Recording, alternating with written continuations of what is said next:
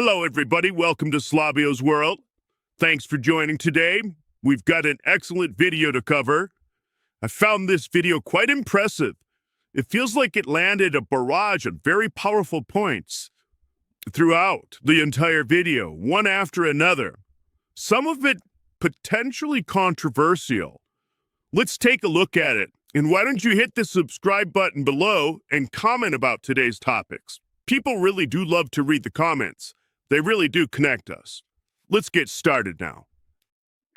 Democrat won. And in the New York City race, Democratic Socialist Zoran Mamdani defeated Andrew Cuomo to become the next mayor of America's largest city. But the question on everyone's mind is, was it just a fluke? Just easy wins in blue cities and states? Or is there something more to this? Is this a sign of things to come? Is the Democratic Party finally turning their losing streak around? Are they actually listening to the people now? Did they finally learn their lesson? She is 100% correct here. No, they are not learning anything, except a different approach at deceiving us. I think it all starts by creating, and I stress the word creating, the problem. In this case, destroying a once great economy, and then providing a solution, which in this case is free this, free that. But anyone with a functioning brain cell understands free doesn't exist. Somebody always has to pick. In my opinion, since governments produce nothing, it only leaves one source for the money for the free stuff. You. I believe that they never intend to actually provide the free program unless your direct donors, family, friends have exclusive agreements to handle the said free service. This is going to be great. Let's continue. Familiar with the Shoe on Head channel, you know I've harshly criticized the Democratic Party for all my career. Some say too harshly. Frankly, I don't care. And some say I'm not harsh enough on the Republicans. First of all, true, but let's be honest, that's not why you come here. You go to Kyle Kulinski for that, just like you go to Destiny to see opinions you can hear on CNN, or to Hassan for dog training tips. You come here to hear, golly gee willikers, I'm left-wing, and the Democrats have gone crazy. This is why I love watching these different videos on the social media platforms. You really do get to hear different people's perspectives on the topics that affect us all. I think we find we have more in common than we don't.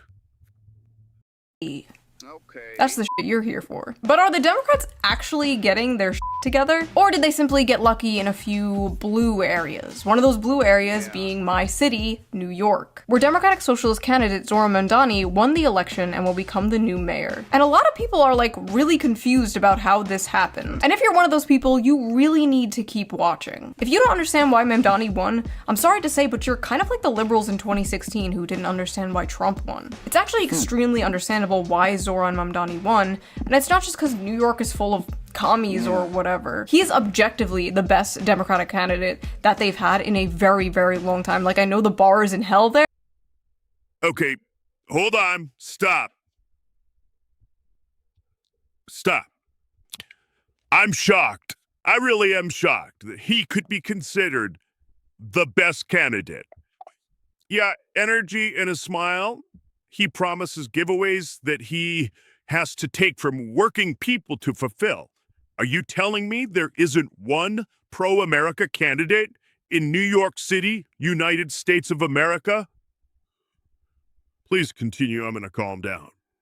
But he's young, he's energetic, he's charismatic, and people are really tired of the White House doubling as a retirement home. And of course, I like many of his economic policies. I like the universal childcare thing, the transportation, flipping off the Christopher. Okay. I am so effing confused right now. What does that even mean? A good left-wing policy. Seriously, if one of these exists, put it in the comments below. I really would like to learn. I think one of the sad things about people is that our attention spans seem to be extremely limited, and we can't keep track of one scandal to the next.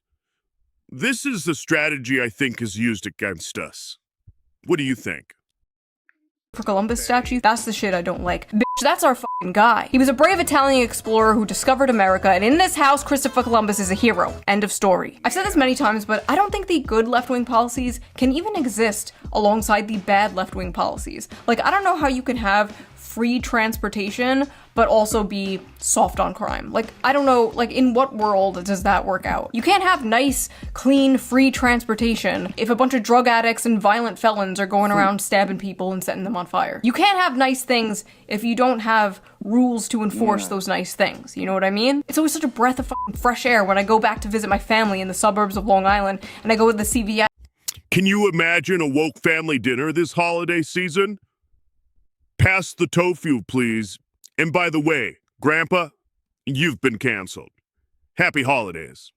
And the fucking toothpaste is free I from can their buy into plexiglass prisons. I shouldn't have to wait 10 minutes for some poor wagey to come unlock the I cagey agree. so I can buy fucking shampoo. We don't have That to live makes that way. sense. Maybe he'll do great. Or maybe he gets into power and immediately I get it. cucks to the establishment like some other people. Yeah. I don't like to talk about it. I just don't know how the hell anyone thought Andrew Cuomo was going to win. He killed a bunch of grandmas during COVID. As you admit, Oh my God, that's what I'm talking about right there. That's the best you could find to compete? Cuomo? The entire city of New York City, and you truck him out. He's the only option you could find. Come on. It's laughable. Based on name recognition alone and being like, hey, at least I'm not the other guy. Sound familiar? Trump actually offered a vision. Make America great again. Mamdani offered a vision. A New York City you can afford. So people took a chance on him. People wanted something different. Andrew People trust the media and politicians less than they do Mexican tap water. Hey, can I get canceled for shaming Mexican tap water? Let me know. Leave a comment below. Cuomo, he had no vision or anything. Oh man, I love tuning into a debate about New York City, and 80% of it is about another f***ing country. The first foreign visit by a mayor of New York is always considered significant. Where would you go first? First visit, I would visit the Holy Land. Yep. I would go to Israel. Oh, I'd yeah. make my fourth trip to Israel. Oh, yeah. Mr. Mamdani. Yep. I would stay in New York City. My plans are to Oh, address yeah. New Yorkers across the 5 boroughs and Of focus on that. course. Mr. Mamdani, can I just jump in? Would you visit Israel? That was the exact moment I knew Zoran was going to win. Yep. Bro was just surrounded by NPCs. I love how they're like, where would you go? And Zoran was like, I'm gonna stay here. And instead of being like, no, Zoran, the question was, where would you go? They're like, why wouldn't you go to Israel? Like, that's the answer to the question. Like, that's just the default answer to that question. His I agree with her. It is very strange. But also, he didn't answer for a reason. He has his reasons why he would not go to Israel. And he doesn't want to tell you. win was very much in part a direct response to the affordability crisis that many Americans are facing. So what is the GOP's answer to the affordability crisis? Oh, great news, guys. There is no affordability crisis. It doesn't exist. It's all in your head, silly. Need to save money? Simply don't buy your grandmother a Christmas present this year. Well, there's definitely more to it. But I want to wait to hear what she has to say before I give my opinion. Let's continue.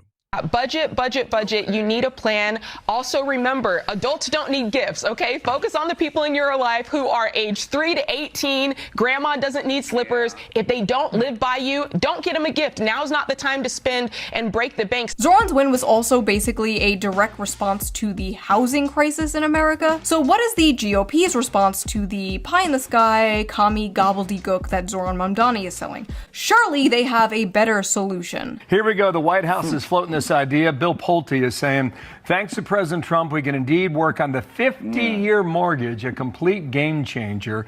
How does that work in dollars? Here you go. 30-year fixed mortgage right now. I couldn't agree more with her. If that's not a kick in the nuts, I don't know what is. If your solution is to strap the American public down longer and make the banks more prosperous, you're not serious about helping the American people. That's what that tells us. You're paying $2,038 a month, principal and interest on a $400,000 home. At the bottom, under 50 years, you'd save a couple $100 a month at $1,822 principal and interest. That is proposed. Do you like this idea? I do not like this idea. Not lowering prices, not building more housing. No, just being a good little slave to the bank for 50 years. Wow. You might as well be a rentoid forever in this case. Like, at least you don't have to fix your own dishwasher. You will own nothing and be happy. Doesn't that sound great, Gen Z? Vote for us. We'll release the Epstein files and finally drain the swamp. What's really sad about the Epstein files is if there is no justice in the Epstein files, then there is no justice. And it doesn't appear that there will be any justice. Awesome! Finally, justice. Here it comes, the Epstein Files Phase 1. We got all your favorite E-celebs here. Don't you think that's a little tacky? I mean, like, this is an international child trap. The Epstein Files are on my desk. Oh, that's great, that's great. That's what we've been waiting for. Well? Oh, they don't exist. Wait. What? Yeah, the Epstein files don't exist. Of course. They're a Democrat hoax. But you just said, hey, what the naturally. That's my wallet. Sorry, Israel needs new weapons. Bye. Psst. What do you want, Democrat? Yeah. Vote for us. Why? What do you have to offer? Hey, that's my wallet again. What are you people doing? Sorry, Israel needs new weapons. Bye. The Epstein files are a really big deal. This is not a partisan issue. You should absolutely care about an international child trafficking blackmail operation consisting of the most powerful people in the world. And anyone telling you to move on is coping, gaslighting, or in on it. If whatever is in there is so damning that it is a national security risk, the people deserve to know. Like, I don't know about you, but if we are paying taxes to a bunch of satanic pedophiles, I would like to know. That is information I would like to know. Like, I already know we're doing that, but I would like some confirmation. Okay, so literally as I am filming this, Trump is saying he is releasing the Epstein files. So, wow. I guess they weren't a hoax. I'm gonna be so honest. I have no idea what the is going on, you guys. I'm sure when this video gets posted, there's already gonna be more things that have happened. Also, Mike Johnson apparently said they need to make changes to the files to make sure we, quote, don't do permanent damage to the political system. If releasing the Epstein files would do damage to the political system, then so be it. Then it deserves to be damaged. It deserves to be destroyed. Just release the files. Oh, there's definitely hypocrisy on the right. You go into a red state, that's all they talk about is state rights. Until weed gets legalized, then suddenly it's time to call in the feds. After all, if you have nothing to hide, you have nothing to fear. Isn't that right, government? But it wasn't just the Epstein files thing that has MAGA feeling a little demoralized lately. Does that mean the H-1B visa thing will not be a big priority for your administration? Because if you want to raise wages for American workers, you can't flood the country with tens of thousands or hundreds of thousands of foreign workers. You also do have to bring in talent. When we have plenty of talented people here. No, you don't. We don't have talented people here. No, you don't. Hold on. You don't have certain talents, and people have to learn. We've talked about this a few times. Yeah, this position definitely does confuse the mega agenda. When you say we're going to bring jobs back to America, make America great again, and then bring in people from other countries to work the jobs, I can see where that gets very confusing. On this channel, actually very recently in the male loser epidemic video, the no talented Americans thing is a myth pushed on us by corpos and billionaires, so they can hire foreign workers who will work for less money and won't unionize. Worker drones who will work under the coercion of deportation, essentially creating infinite scab labor. Even though there are so many Americans in these fields looking for jobs. But those spoiled Americans will ask for a living wage so they can live in a 600-foot square apartment. I get it. How dare they? We can't do that. Yeah. So import 1 billion immigrants. After all, it's good for business. Folks are not thrilled about this idea of hundreds of thousands of foreign students in the United States. If we were to cut that in half, which perhaps makes some people happy, you would have half the colleges in the United States go out of business. So what? And it's not that I want them, but I view it as a business. Unfortunately, America does. Okay, now I'm super confused. So our kids from America go to college and leave with a degree and they owe $80,000 to $100,000. And then we bring in kids or workers from foreign countries to work the jobs that our kids just got out of college for. But if we change the system, colleges will go out of business. Okay, that doesn't make sense. Somebody's pulling a fast one here.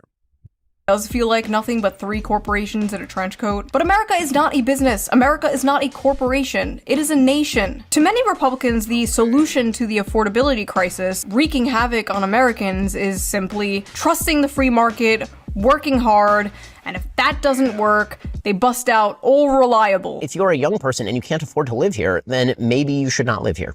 I mean, that is a real thing. What the F did I he know just that we've say? now grown up in a society If you that says can't that you afford deserve the to live area where you you live grew in, up. But the move? reality is that the history of How America about is not almost pricing literally us the out of opposite the of that. areas Ah that yes, we live the in? classic. Just Let's move. start Just with move that from and Economic find out Zone why people 67 are to forced to Economic move. Zone 69. And I don't know, man. affordability's an Maybe some issue. people actually like where they live. That's very Maybe they want to stunning. make their community better. This is like the libertarian version of just deal with it when you talk to leftists about crime. Like, no, we shouldn't just deal with it. We shouldn't just move. Maybe we can make the cities in our country livable and safe. Maybe better things are possible, actually. My husband and I moved away from our families because of his job, and it f***ing sucks. It sucks raising kids without an extended family around. Say hi to grandma on FaceTime. Not normal, not natural. When I was growing up, it was like aunts and uncles and love her cousins take and grandparents were just here. coming She in and hits out on of my another house, huge like point. bringing over food, like, The hey, youth I got are something feeling caught. I would be babysat by my cousins and my aunts. And because we moved away, my kid won't have that. And I wouldn't be surprised if that's one reason many young people are putting off having children.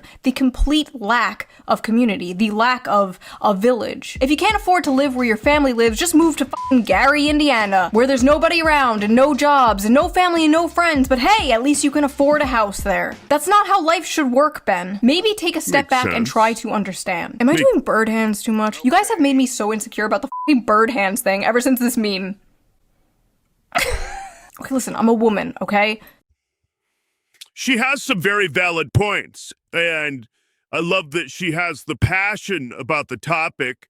I am also concerned about the bird hands. That's a different level of passion when you uncontrollably go into bird hands.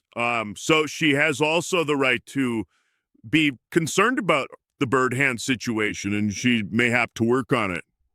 We are programmed to scold children, and when no children are around, we scold people on the internet. Okay. The tragedy of Ben Shapiro is that he led a life worshipping the free market, only to lose in the free marketplace of ideas. Now, with all this neocon rhetoric coming out of the GOP, are the Democrats going to pick up the populist ball that they are fumbling? Are they actually going to get their shit together? Well, they are trying, because they have written an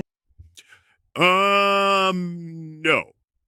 The majority of people didn't just suddenly decide the left is suddenly a good option or a solution to the issues of this country. Hard pass on that. article called Deciding to Win, where after interviewing over 300,000 American voters from both parties, they may have finally discovered the secret to winning. To give ourselves the best chance to win, we recommend the following changes to our approach. Democrats need to 1. Focus our messaging on an economic program centered on lowering costs, growing the economy, creating jobs, and expanding the social safety net. 2. Advocate for popular economic policies. Moderate our positions where our agenda is unpopular, including on issues like immigration, public safety, energy production, and some identity and cultural issues. So basically it took you guys 10 years, millions of dollars, and dozens of Microsoft team meetings to come to the conclusion that everyone has been saying forever. You wasted a decade worshipping at the altar of mentally ill Karens, and now you're— What a fabulous show to watch. And by no stretch are any of the opinions on this show outlandish and very thoughtful. You're acting like, hey, what if we were normal is a groundbreaking political discovery. F*** you. I could have told you all this for free. It is a bad sign that it took you over a decade to come to the same conclusion that my audience has come to like a decade ago. And they're all retarded. Please reflect on this, I beg of you. Also, what do you mean you had unpopular positions on public safety? Like, why would you even say that out loud? Yeah, let's vote for the party that admits it was wrong about the issue of crackheads shanking people in the street. I love this quote from Nancy Pelosi, randomly shoved in here. Winning an election is a decision. Well, let's you make a face decision it, to Pelosi's win, like a and wizard. then you make every decision Just look at in her favor stock of winning. portfolio. How deep? She How is the wise one. thought-provoking. Thank you, Nancy. What would we do without you? Probably win an election. Democrats have changed our focus. In comparison with the Democratic Party of 2012, today's Democratic Party is more focused on issues like climate change, democracy, abortion, and identity and cultural concerns, and less focused on the economy and... I definitely appreciate the passion here, but I don't think she understands. They're not trying to learn anything. They don't feel they have to. middle class. The table below shows the shift. Through an analysis of the prevalence of selected words in the 2024 Democratic Party platform in comparison with the 2012 Democratic Party platform. This whole study is really interesting, but I need you guys to see this chart because when I first saw this, the scream I screamed. So Democrats since 2012 have increased their rhetoric on race by, sit down, 1,000. Assuming these numbers are real and true, which we have no reason to believe they're not, how and why does that explain how these Democrats keep getting into office? Because they pretty much don't listen to the public, they go against the people, and they poll poorly in every important category, and yet they win seats. How? How is that possible? Comment below, for real. 1,137%. On the gays, 1,044%. Their rhetoric on men has decreased by 51%. It is now negative 51%. On fathers, negative 100%. They just stopped talking about that shit. Veterans, negative 31. Them. The economy, negative 51 because nobody cares about that, right? The middle class, 79%, but I guess you can't really talk about something that is disappearing.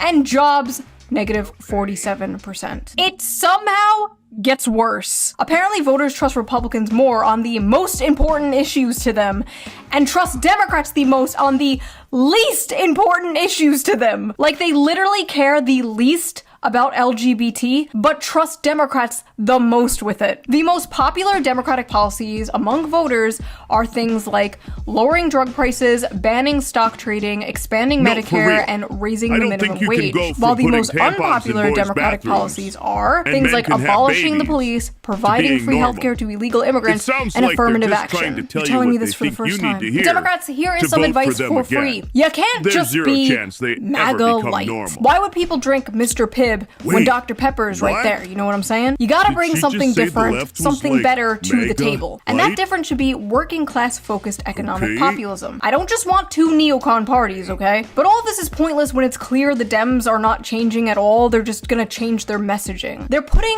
pretty wrapping paper and a bow on a big fat smelly turd. There is a chance that the Democrats may win based entirely on Orange Man bad.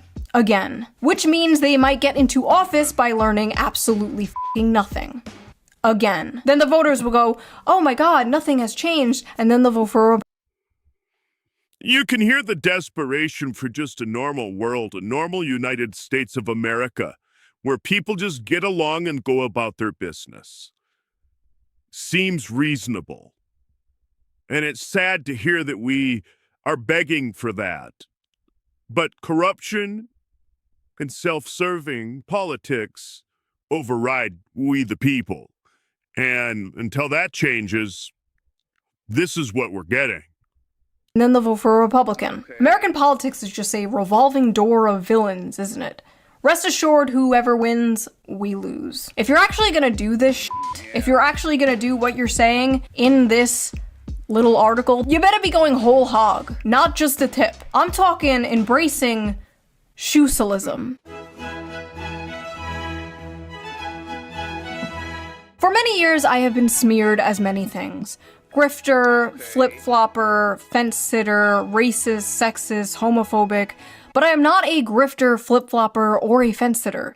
I'm simply living in 2055. You see, America has been a hyper-capitalist, economically center-right, socially center-left country since about the mid-century. And I know libertarians in my audience are gonna be like, it's not capitalism, it's cronyism. Okay, whatever the f you want to call it, it sucks, okay? So what if instead, these politicians what on if the right instead we better were be a paying more attention to what she just people-focused, said. community-focused, I working believe she's class 100% focused, correct. economically left, socially right country? All the data shows more people fall into that quadrant, the populist quadrant, the socialist quadrant, if you will, than the current system we are in today. If a socialist party existed, it would be incredibly popular, but it doesn't exist. And that's probably by design, honestly. The Social Democrat Party of Denmark has passed many progressive policies that liberals in America would only dream.